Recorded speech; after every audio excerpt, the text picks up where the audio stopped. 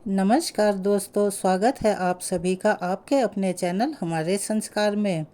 आज हम आपके सामने प्रस्तुत करने जा रहे हैं बैसाख महात्म्य कथा अध्याय 17। लेकिन उससे पहले अगर आप चैनल पर नए हैं और अभी तक चैनल को सब्सक्राइब नहीं किया है तो सभी से निवेदन है, प्लीज़ हमारे चैनल को सब्सक्राइब करें, वीडियो को लाइक करें, ज़्यादा से ज़्यादा शेयर करें ताकि इन कथाओं के श्रवण का लाभ और लोगों को भी मिल सके। बेल आइकन को दबाना ना भूलें ताकि हमारी आगे आने वाली हर वीडियो की जानकारी आपको नोटिफिकेशन के जरिए मिल जाया करे। कमेंट्स बॉक्स में जय श्री कृष्ण हर हर महादेव लिखना ना भूलें। आपका यह छोटा सा प्रयास हमारी बहुत बड़ी मदद करता है। परम पिता परमेश्वर की कृपा आप सभी पर हमेशा बनी रहे। अब हम शुरू करने जा रहे हैं बैसाख महात्म्य का आगे का वृतांत। श्रुत कीर्ति ने कहा, हे देव, मैं बैसाख के उन सभी पवित्र अनुष्ठानों के बारे में सुनकर पूरी तरह से संतुष्ट नहीं हूँ, अर्थात मेरा मन भरा नहीं है, जो इस लोक और परलोक दोनों में लाभ पहुँचाते हैं। जिस पवित्र ग्रंथ में धर्म के विषय में सत्य उपदेश तथा भगवान विष्णु की उत्तम एवं मंगलमयी और पुण्यदायिनी कथाएं हैं, उसे सुनने से मेरी तृप्ति ही नहीं होती। मन करता है कि मैं उसे बार बार और लगातार सुनता रहूं। सौभाग्यवश मेरे पूर्व जन्मों के किसी पुण्य के कारण, जो कि इस जन्म में फलित हो गए, तुम मेरे अतिथि के वेश में मेरे धाम में आए हो। आपके कमल सदृश मुख से निकले हुए अत्यंत अद्भुत अमृतमयी वचनों को सुनकर मैं पूर्णतया संतुष्ट हो गया हूँ। मैं ब्रह्मा का पद या मोक्ष भी नहीं चाहता, अतः उन पवित्र अनुष्ठानों को आप मुझे पूर्ण विस्तार से सुनाओ, जो सांसारिक सुख और मोक्ष प्रदान करने वाले हैं, जो अनुष्ठान अत्यंत उत्तम हैं और पुण्यदायी हैं, जिनसे अक्षय पुण्य की प्राप्ति होती है और जिनसे भगवान विष्णु प्रसन्न होते हैं और अपना सायुज्य प्रदान करते हैं। राजा के द्वारा पहले ऐसा कहे जाने पर महायशस्वी श्रुतदेव मन में अति प्रसन्न हुए और गदगद हो उठे और पुनः शुभ पवित्र अनुष्ठान कहने लगे। श्रुतदेव ने कहा, हे राजन, मैं तुम्हें पापों का नाश करने वाली एक पौराणिक और अति प्राचीन कथा सुनाता हूँ। इसमें बैसाख मास के व्रत का विधि विधान है, जिसकी चर्चा मुनियों ने बार बार और अनेकों बार की है। एक पवित्र नदी के तट पर शंख नाम का एक बहुत ही प्रतिष्ठित ब्राह्मण रहा करता था। जब बृहस्पति सिंह राशि में आया तो वह पवित्र गोदावरी नदी के पास आया। पवित्र भीमरथी को पार करके वह कंटक चल वन में पहुंचा। यह स्थान लोगों और पानी से रहित था, यानी कि वह निर्जन स्थान था।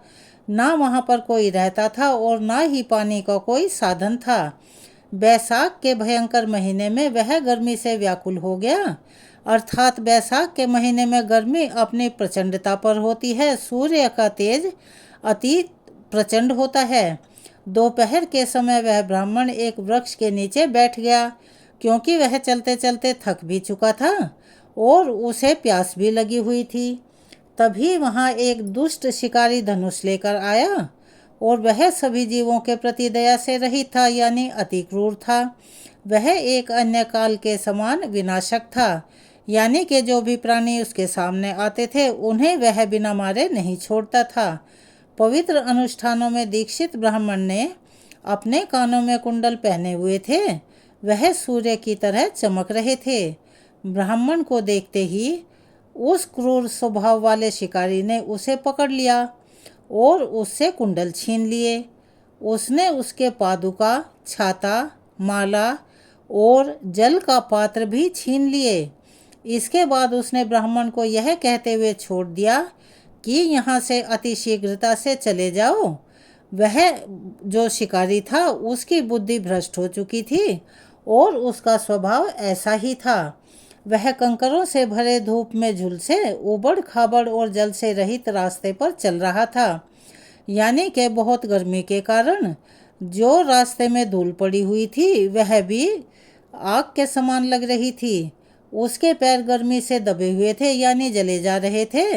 वह उदात्त काम प्रवृत्ति वाला ब्राह्मण धीरे धीरे चलता हुआ उन स्थानों पर विश्राम कर रहा था जहां घास उगी हुई थी। उस हरी हरी घास ने जमीन को ढका हुआ था। उसकी वजह से वहां जमीन की तपन महसूस नहीं हो रही थी और शीतलता का अनुभव हो रहा था। कभी वह तेजी से भाग रहा था, कभी प्रसन्न होता था, कभी उदास होता था, और जब वह उदास होता था तो परेशानी और व्याकुलता के मारे चिल्लाता था। इस प्रकार वह तेजी से चलता जा रहा था। सूर्य के मध्य आकाश में स्थित होने पर ऋषि को कष्ट में पड़ा हुआ देखकर धर्मपरायणता से विमुख रहने वाले तथा दुष्ट प्रवृत्ति के शिकारी को उस पर कुछ दया आ गई। उसने सोचा, मैं उन्हें वे आरामदायक जूते वापस दे दूंगा जो मैंने दूसरे वन में यानी कि पहले उनसे छीन लिए थे। शिकारी को कुछ सत्य का भान हो चुका था। वह सोच रहा था कि जो बलपूर्वक छीनकर लूटता है, लूटने वाले का ही सब माल हो जाता है। इसीलिए मैं उनके कष्ट को कम करने के लिए उन्हें उनके पादुकाओं को वापस दे दूंगा।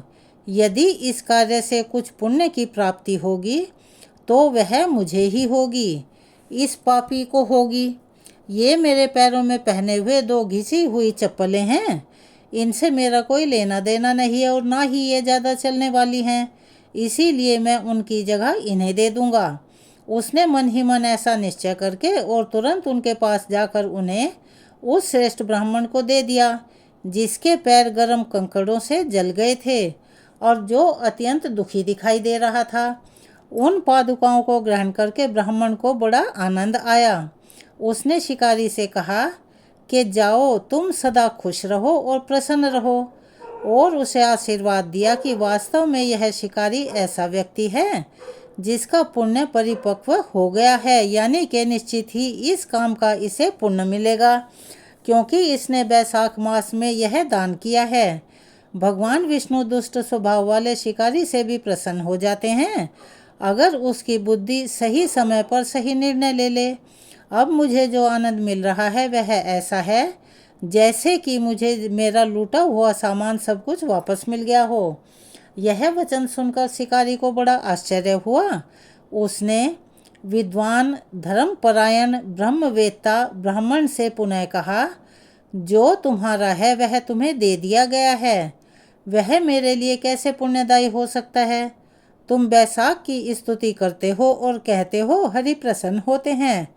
हे ब्राह्मण, मुझे बताओ कि यह बैसाख है क्या? हरि कौन है? धर्म का क्या मतलब होता है? हे दया के भंडार, जो सुनने की इच्छा रखता है उसे इससे क्या लाभ मिलता है? शिकारी के ये वचन सुनकर शंख ब्राह्मण मन ही मन अति प्रसन्न हुआ। मन ही मन वह आश्चर्यचकित होकर उन्होंने पुनः बैसाख की प्रशंसा करनी शुरू कर दी। अब इस दुष्ट शिकारी ने मुझे जूते दे दिए हैं और अपनी सामान्य दुष्टता के विपरीत काम कर रहा है। यह बड़े आश्चर्य की बात है।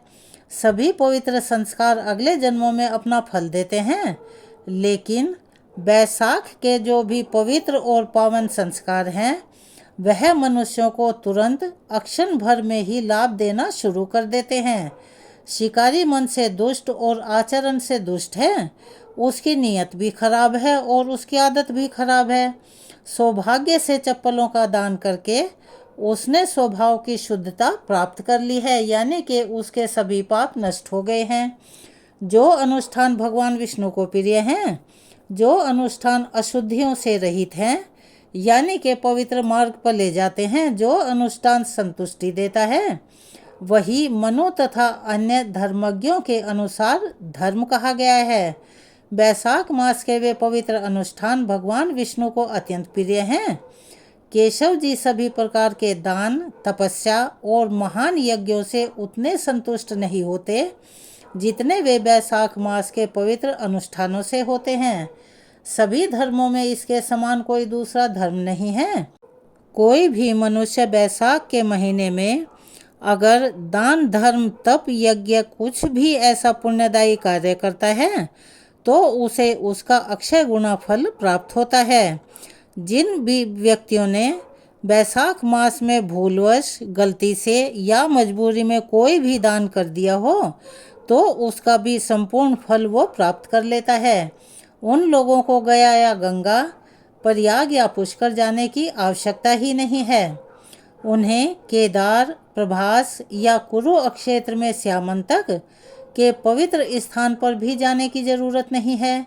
गोदावरी, कृष्णा सेतु, रामेश्वर या मरुद्रा वृक्ष जाने की भी आवश्यकता नहीं है। बैसाख धर्म की महिमा का बखान करने वाली दिव्य कथा की पवित्र नदी बहुत पवित्र और पावन होती है। जो व्यक्ति वहाँ पवित्र स्नान कर लेता है उसके हृदय में भगवान विष्णु तुरंत निवास करने लगते हैं। बैसाख मास में बहुत कम कार्य करने या अर्पण करने से बहुत कुछ प्राप्त हो जाता है जिसकी कभी इच्छा या कोई भी आकांक्षा नहीं होती। उन्हें भी अक्षय पुण्य की प्राप्ति हो जाती है जो दान, बलिदान या अन्य पवित्र अनुष्ठानों से प्राप्त नहीं हो पाता, जिनमें बहुत अधिक खर्चा होता है। हे शिकारी, यह माधव मास पुण्य की वृद्धि करने वाला है। इस मास में सूर्य की गर्मी से होने वाले कष्टों को नष्ट करने वाले ये पादुकाएं तुमने मुझे प्रदान की हैं। इस प्रकार तुम्हारा प्राचीन काल का पुण्य परिपक्व हो गया है। हे शिकारी, प्रसन्न भगवान सामान्यतः कल्याण ही करेंगे, अन्यथा तुम में इस प्रकार की उत्कृष्ट प्रवृत्ति कैसे हो सकती है। अर्थात जो तुमने पहले जन्म में कोई पुण्य किया होगा उसका फल तुम्हें अवश्य ही मिलेगा और भगवान प्रसन्न होंगे तो वे तुम्हारा कल्याण अवश्य ही करेंगे। नहीं तो तुम्हारे मन में यह दान करने की प्रवृत्ति कहाँ से आ सकती थी। लेकिन भगवान विष्णु ऐसे ही हैं, जब उन्हें किसी भक्त को सही मार्ग पर चलाना होता है उसे सद्बुद्धि दे ही देते हैं। ऋषि जब यह बात कह रहे थे तभी मृत्यु के देवता के रूप में एक शक्तिशाली सिंह उन्हें मारने के लिए झपटा, किंतु भाग्य द्वारा लाए गए एक हाथी को देखकर वह उसे मारने के लिए प्रयत्नशील हो गया। सिंह ने उस पर पंजे से हमला किया और लड़ने के लिए तैयार खड़ा हो गया। हे राजन, वन में सिंह और हाथी का युद्ध हुआ। थक जाने पर वे लड़ना छोड़कर एक दूसरे को घूरने लगे क्योंकि उनके शरीर की शक्ति खत्म हो चुकी थी। लेकिन तभी उन्होंने वह बात सुन ली जो महापुरुष ने शिकारी से कही थी। वह बात ऐसी थी, वह प्रवचन ऐसा था कि वह सब पापों का नाश तुरंत करने वाला था। इस महात्म्य की कथा सुनकर उनका हृदय शुद्ध हो गया और वे अपने किए गए पापों से मुक्त हो गए और तुरंत ही शरीर को त्याग कर वे स्वर्ग को चले गए। उन्होंने दिव्य रूप धारण कर लिए थे, उन पर दिव्य लेप लगा हुआ था और वे दिव्य विमान में बैठकर दिव्य युवतियां उनकी सेवा कर रही थी। अचानक वे शिकारी के सामने हाथ जोड़कर और सिर झुकाकर खड़ी हो गई। पवित्र अनुष्ठानों के व्याख्याता महान ऋषि उन्हें देखकर आश्चर्यचकित रह गए। वे निश्चल खड़े रहे और बोले कि तुम कौन हो? ऐसा कैसे हुआ कि तुम निम्न पशु जाति में पैदा हुए? ऐसा कैसे हुआ कि तुम दोनों एक ही साथ मर गए? बिना किसी स्पष्ट कारण के तुम एक दूसरे को मारने की कोशिश में लगे हुए थे। हे पापहीनों, इन सब बातों का विस्तार से वर्णन करो, मेरी जानने की बड़ी इच्छा है। ऋषि के द्वारा इस प्रकार पूछने पर उन्होंने इस प्रकार से उत्तर दिया। हम ऋषि मतंग के पुत्र हैं जिन्हें दंतिल और कोहल कहा जाता है। यह एक श्राप के कारण था कि दंतिल और कोहल का पुनर्जन्म सिंह और हाथी के रूप में हुआ था। हम सुंदर आकृति वाले तथा यौवन की अवस्था में थे और सभी विद्याओं में पारंगत थे। हमारे पिता मतंग नामक ब्राह्मण ऋषि धर्म के विशेषज्ञ तथा सभी पवित्र कर्मों में श्रेष्ठ थे। उन्होंने हमसे कहा था कि हे मेरे पुत्रों, मधुसूदन को पूरे बैसाख मास में मार्ग में निःशुल्क जल के कुंड बनवाओ, लोगों को थोड़ी देर पंखा झलना, मार्ग में छाया बनाना यानी धर्मशालाएं बनाना, छायादार पेड़ लगाना, प्रचुर भोजन तथा शीतल जल देना, प्रातः काल स्नान करना तथा भगवान का विधि विधान से पूजन करना, नियमित रूप से भगवान की कथा सुनना, दूसरों को सुनाना और पढ़ना, जिससे कि तुम्हारे मन से संसार का बंधन समाप्त हो जाएगा, यानी तुम आवागमन से मुक्त हो जाओगे। हमारे पिता मतंग ऋषि ने हमें इस प्रकार की पुण्यदायिनी शिक्षाएं, अनेक प्रकार की सलाहें बहुत बार दी। फिर भी हमारी प्रवृत्ति दुष्ट थी और हम दुष्टता से भरे हुए थे। मैं दंतिल क्रोधित हो गया। कोहाला नामक यह व्यक्ति मुझसे भी अधिक क्रोधित हो गया और हम दोनों में अभिमान आ गया। हमारे पिता जो अत्यंत धर्मनिष्ठ थे क्रोधित हो गए और उन्होंने हमें शाप दे दिया। उन्होंने कहा कि जो पुत्र धर्म से विमुख हो, जो पत्नी अप्रिय बोलती हो, अपने पति का सम्मान ना करती हो, तथा जो राजा वैदिक विद्या और ब्राह्मणों से विमुख हो, इन दोनों को तुरंत त्याग देना चाहिए, अन्यथा वह भी अंधकूप जैसे नरक में गिर जाएगा। जो लोग शीलहीनता तथा धन लोलुपता के कारण इनका संग करते हैं, वे अवश्य ही नरकगामी होते हैं और वहाँ 14 इंद्रों यानी कि एक मनवंतर तक रहते हैं। इसीलिए उन्होंने हमें अभिमान और क्रोध से अभिभूत लोगों को शाप दे डाला। उन्होंने कहा, यह दंतिल जो गुस्सा हो गया है और अपने क्रोध के वश होकर यह अपनी दुष्टता के कारण उसी के भाव में बह गया है, यह शेर के रूप में जन्म लेगा। और जो ये अभिमानी कोहाला है, यह रंजित अवस्था में एक बड़ा हाथी बनेगा। बाद में हमने पश्चाताप किया और मुक्ति के लिए प्रार्थना की कि हे पिता, हमारी गलतियों के कारण आपने हमें शाप तो दे दिया, लेकिन अब आप कृपा करें और हमें हमारी मुक्ति का साधन बताएं। हमारे द्वारा विनती करने पर हमारे पिता ने हमें शाप से मुक्ति प्रदान की। तुम लोग निम्न योनियों में जन्म लोगे। कुछ समय बीतने पर तुम लोग आपस में मिलोगे और एक दूसरे को मारना चाहोगे, जबकि मारने वाली कोई बात नहीं होगी। उसी समय एक शिकारी और शंख का वार्तालाप तुम्हारे कानों में पड़ेगा, जो कि अति पुण्यदायी होगा। क्षण भर में ही तुम मुक्त हो जाओगे। हे मेरे पुत्रों, अपने मोक्ष के पश्चात अपने पूर्व जन्मों को प्राप्त करके मेरे पास लौट आओ और मेरे साथ रहो। मेरी बातें अन्यथा नहीं होंगी, अर्थात मेरी बातें कभी झूठ नहीं होती।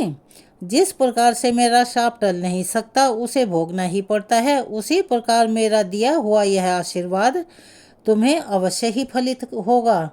इस प्रकार उन्होंने सब बातें कह सुनाई, महर्षि को प्रणाम किया और उनसे विदा ली।